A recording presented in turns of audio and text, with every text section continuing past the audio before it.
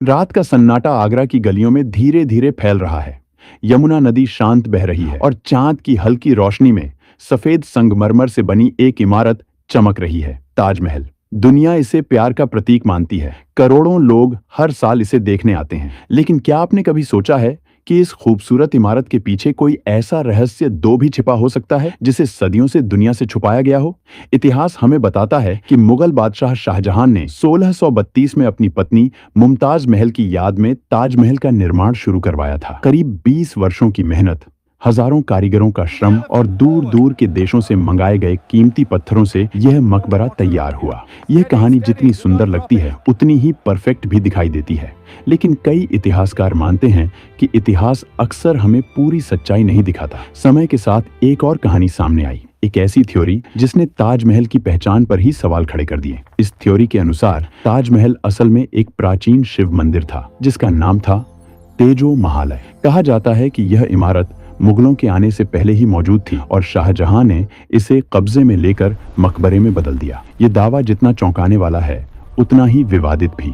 सबसे ज्यादा रहस्य पैदा करते हैं ताजमहल के अंदर मौजूद वे कमरे जो आम जनता के लिए बंद रखे गए हैं। आधिकारिक रिकॉर्ड के अनुसार ताजमहल के भीतर कई ऐसे कक्ष हैं जो सालों से सील हैं। सरकार और भारतीय पुरातत्व सर्वेक्षण का कहना है कि ये कमरे सिर्फ संरचना की सुरक्षा के लिए बंद किए गए हैं। लेकिन सवाल उठता है, अगर अंदर कुछ आम बात ही है तो इन्हें देखने से लोगों को क्यों रोका जाता है? कुछ लोगों का कहना है कि इन कमरों के अंदर की बनावट किसी मकबरे से ज्यादा एक पुराने मंदिर जैसी लगती है। दीवारों की नक्काशी, खंभों की डिजाइन और कुछ प्रतीक चिन्ह, ये सब शक को और गहरा कर देते हैं। हालांकि मुख्य धारा के इतिहासकार इस बात को खारिज करते हैं और कहते हैं कि यह सिर्फ कल्पना और गलत व्याख्या है।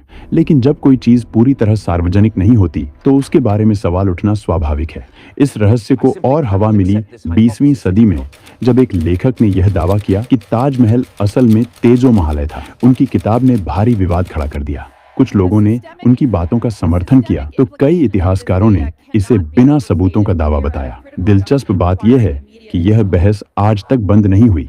भारतीय पुरातत्व सर्वेक्षण यानी ASI ने कई बार यह स्पष्ट किया है कि ताजमहल एक मकबरा है और मंदिर होने के कोई ठोस पुरातात्विक प्रमाण नहीं है। कोर्ट में भी कई बार याचिकाएं दायर की गईं जिनमें बंद कमरों को खोलने की मांग की गई। हर बार जवाब यही मिला, सुरक्षा और संरक्षण कारण है। लेकिन सस्पेंस यहीं से जन्म लेता है। जब बार बार ना कहा जाता है तो इंसानी दिमाग और भी ज्यादा सवाल पूछने लगता है। अगर हम ताजमहल की वास्तुकला को ध्यान से देखें तो यह बाकी मुगल इमारतों से कुछ मामलों में अलग नजर आती है। इसका प्लेटफॉर्म, बेसमेंट और दिशा कुछ रिसर्चर्स के अनुसार मंदिर शैली के करीब लगते हैं। हालांकि इससे सहमत होने वाले कम हैं और इसे सिर्फ आर्किटेक्चरल डिजाइन का एक रूप माना जाता है। लेकिन क्या यह सिर्फ संयोग है या इतिहास की कोई छुपी हुई परत? और सबसे बड़ा सवाल, दस्तावेजी सबूत। शाहजहां के दौर की कई मूल पांडुलिपियां आज उपलब्ध नहीं हैं। कुछ जल गईं, कुछ खो गईं और कुछ अधूरी रह गईं। इतिहास के इस अधूरेपन ने शक को और गहरा बना दिया। जब रिकॉर्ड पूरे ना हो तो थ्योरीज जन्म लेना तय होता है। आज भी जब कोई पर्यटक ताजमहल जाता है तो वह एक खूबसूरत स्मारक देखता है, शांत बाग, चमकता संगमरमर और एक प्रेम कहानी की झलक।